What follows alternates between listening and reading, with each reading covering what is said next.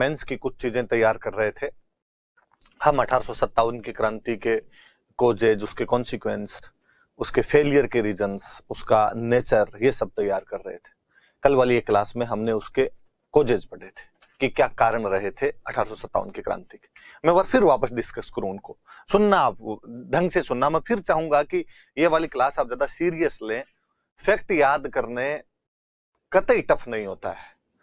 ये आप लोगों के दिमाग में घुस जरूर गया है कि हिस्ट्री में इतने फैक्ट होते हैं और याद नहीं होते। मैं कहता हूं ये आप एक बार पढ़ रहे हैं, एक बार और रिवीजन करेंगे, याद हो जाएंगे। और याद नहीं भी होंगे तो जब 4 ऑप्शन सामने देखेंगे आपको पक्का याद आएगा। मैं गारंटी दिलाता हूं आपको कि केवल ऑप्शन देख के आंसर याद नहीं आएगा, बाकी मैं जैसे क्लास में खड़ा होकर जैसे आपसे अभी रूबरू हो रहा हूं, उस समय वो बात मैंने जैसे बताई होगी वैसे याद आएगी कि यार सर ने क्लास के अंदर ये ऐसे ऐसे बात बताई थी, इतना तक याद आ जाएगा। पर मेंस में विचार उत्पन्न नहीं हो पाते, वहां पर चीजें आते हुए भी उतर नहीं पाती है वहां पर, क्योंकि हम कभी उस गंभीरता से उस पर विचार ही नहीं कर पाते। अभी 2-3 दिन पहले की बात है, एक स्टूडेंट, अच्छा ऑफलाइन बैच के हमारे स्टूडेंट, इंटेलिजेंट बच्चा, जूनियर ही अभी तक, जस्ट एग्जाम वगैरह देने शुरू ही किए। थोड़े दिन पहले मेरे पास आया था कि सर मुझे सीएपीएफ का एग्जाम देना है, असिस्टेंट कमांडेंट का जो एग्जाम होता है वो देना है, फोर्स में जाना है सर, बताओ क्या करना चाहिए। नॉर्मल जो बच्चों को बताया जाता है, ये पढ़ लो, ये मैंने उसको बता दिया। कल वो वापस मेरे पास मिलने के लिए, मैंने पूछा एग्जाम कैसा। उसने सर फर्स्ट पेपर तो शानदार हुआ, फर्स्ट पेपर ऑब्जेक्टिव होता है, सेकंड तो सर ठीक ठीक सा है।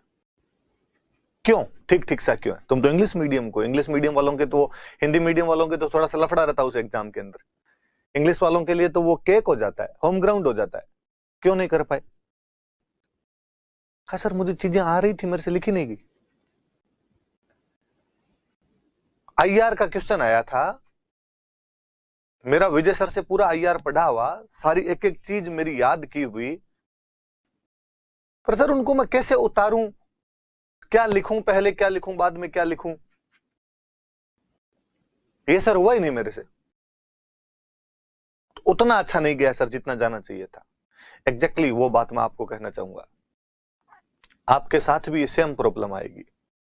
इसलिए इन चीजों को थोड़ी सी गंभीरता से देखा कीजिए, अपने हिसाब से लिखने की कोशिश किया कीजिए। नोट्स बाद में पढ़ने, पीडीएफ बाद में पढ़नी, पहले खुद के दिमाग में माइंड मैप बनाइए कि ये चीज है, इसको ऐसे ऐसे लिखना है। वरना बहुत बार यह भी गलती होती है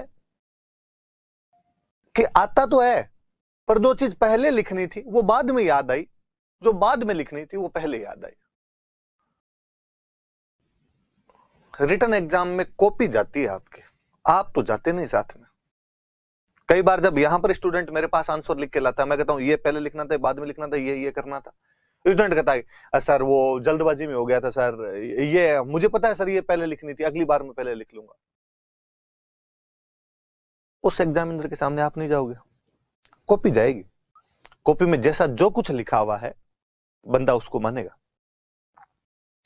इसलिए आप थोड़ा सा अपने हिसाब से माइंड मैप बनाते हुए लिखने की कोशिश करना, शब्दों में ढालने की कोशिश करना कि आप इसको कैसे लिख पाएंगे।